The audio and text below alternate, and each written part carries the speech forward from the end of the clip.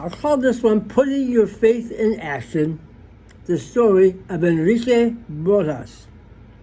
Put up or shut up. My premise on this whole thing is, I have a strong personal feeling, some may call it a prejudice, about immigrants that come to the USA and will not learn the language. It bothers me in two ways. One, you have chosen to come to the USA where the language spoken is English. You were not forced to come here, you chose to come here. So learn the language and learn our customs. Be a part of America, the land you chose to come to. Yes, of course, bring your traditions and customs with you, but learn and use ours as well. It's what I call the language of commerce. If you want a job and you want a better life, you must learn to prosper here. The only way you can prosper here is to learn our language and communicate with all your fellow Americans. Having said that, I found myself sitting in Mass one Sunday morning. I opened the church bulletin and I read a paragraph that the local Hispanic church called Mission San Juan Diego was asking for volunteers to help in the ESL program. ESL, English as a second language. It was almost as if Jesus was sitting next to me and said, okay, big mouth, if you want Hispanic people to learn English, help them. Honestly, that's what you need to do. And that's the message I heard. Get off your butt and do something. So, I decided it was time to either put up or shut up. A week later, I showed up at the Mission San Juan Diego meeting for the ESL classes. So to add a little credibility to that process that night, I thought it would be very interesting for me to show up an hour early and attend Mass, the Mass that they were having prior to the meeting. The Mass, of course, was all in Spanish. This would give me a feel for what it would be like to be someone who, to hear people talk, but not understand what they were saying. What an experiment that was. Eye-opener, huh? I was sitting in a room and I didn't know a word the guy was saying, other than I knew it was Mass.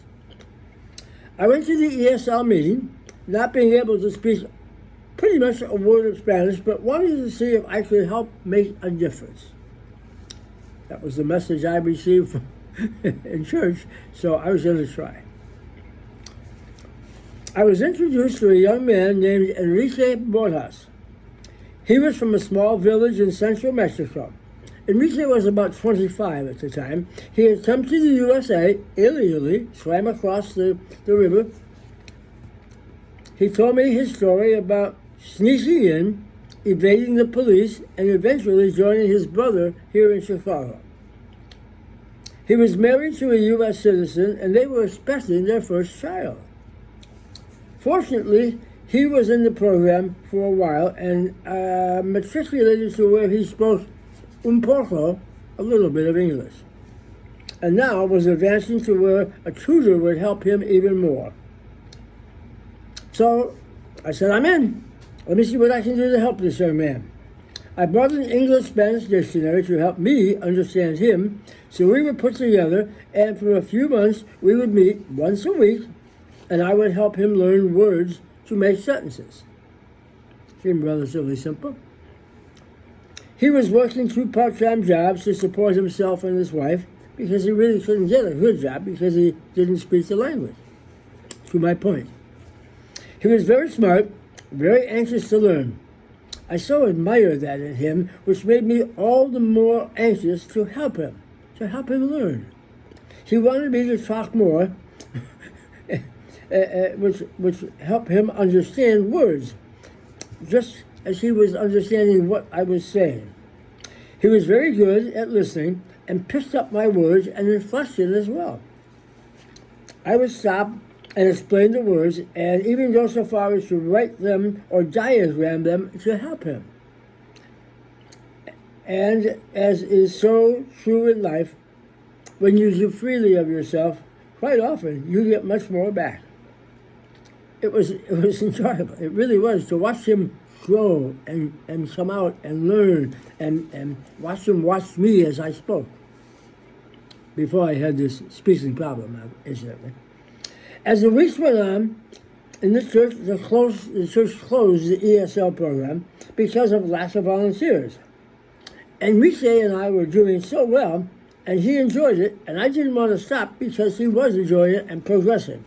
He put the effort in, I'll put the effort in. Now he would work, so we decided to continue our sessions meeting at the library. Now he would work his one or sometimes two jobs, go home, clean up, eat, and meet me for 2 hours of English at the library. This was commitment as far as I was concerned. How could I not continue? How could I stop? How could I say no? He was learning, we were talking, and we were bonding a great relationship. He missed seeing his mother and father, and I became like a father to him. His gringo father, as we both affectionately called it. Because he was illegal, he could not go back and forth to Mexico. He couldn't get back to see his parents. He realized he would need a green card, what was called a green card. So he now worked his third job to get enough money to buy the information to get his green card. He had to involve an attorney, so fees and all that stuff came out of his third job. He realized he would need that, so now he worked the third job to earn enough money to get the card. It involved an attorney, fees, and actually a stay back in Mexico. He had to go back to Mexico to apply there to get the green card. The lawyer he used took his money and sent him back to Mexico to apply. They told him it should take about 4 to 6 weeks. He left and waited and waited and waited. Almost 8 months. I had kept in contact. He asked for my help if I might know a different lawyer. I searched and found one thing through the Catholic Charities. His wife, Sylvia, and I, and the baby, went to see this new attorney. They said they could get him home in less than 4 weeks, but it would cost more money. He got the green card and returned. Now he should go back and forth legally to see his parents, his ailing mother, as a matter of fact. So we now continue to meet to help him learn more about words and sentences, as well as American traditions. He called me one week and said he could not meet me as his mother had taken ill and he had to go be with her in Mexico. Fortunately, he had the green card. 2 weeks later, he called me from Mexico and said his mother was seriously ill and needed some special medication to try and keep her alive. It appears that the Mexican health system was not even similar or close to ours. He asked me to borrow $1,000 to buy medicine and assist, and assured me that when he returned home, he would pay back every penny. Now, admittedly, I had second thoughts. I knew Enrique.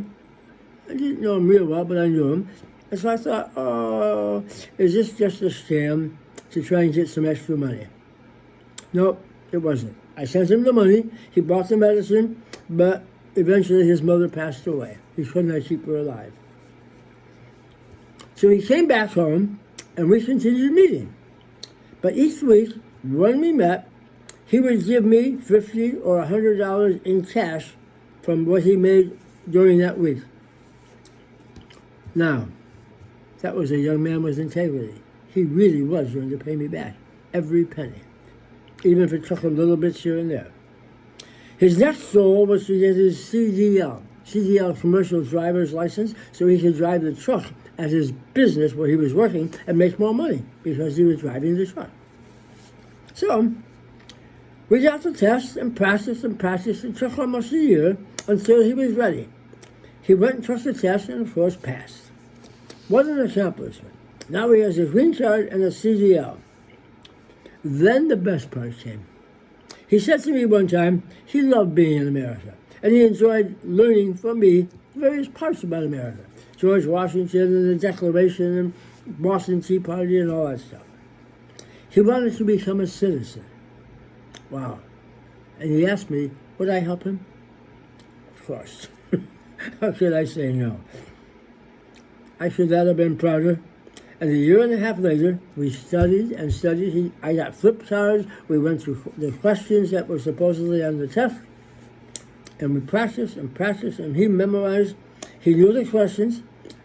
And it was just a lot of fun to ask the questions and then tell a side story about George Washington or whatever. So it was fun. I had to tell him the background stories on much of American history. We had a great time. He learned about his new land. I learned things that I had forgotten. And ultimately, he took the test. And today, Enrique is a U.S. citizen, a proud U.S. citizen. During that time, he invited me to be a part of his life, to witness the baptism of both of his daughters, where I got to meet much of his and his wife's family. And I was the only non-Spanish speaking person, gringo, as we laughed about, he and I, at these events. And he introduced me to all of his family. During that time, he got a very good job as a tree trimmer, working for a subcontractor for the Commonwealth Edison here in Chicago, which incidentally my father was a tree trimmer, working for the Commonwealth Edison. Small world. He had a second little girl and bought his first and second homes. We still get together now because he has a lot of interest in his life with children and his job and his wife and his house. So we get together probably once every 6 months and we sit and we have coffee. And I catch up on his life and he catch up on mine. So the bottom line, God does work in mysterious ways. He put Enrique and I in the right spots at the right time, and we bonded. We worked together and learned so much from each other. That added to both of our lives. We were blessed, and I am blessed. That's my story. Now, as an aside, you've seen through this whole thing that I'm patting my mouth as I talk. There's a reason for that, just so you understand. About 9 years ago, I contracted cancer in my adenoids, if you will, and had to have surgery. They cut some of the muscles, etc., that lead into my tongue and my mouth. So, subsequently, my speech has been affected, as you can tell, and part of that is the part that floods my mouth with water. The salivary glands were cut also. So sometimes my mouth gets very wet, and I have to keep wiping it. So the reason for this is because of cancer, which now I am 9 years cancer-free. Again, one of the many blessings I have. Just like you should know.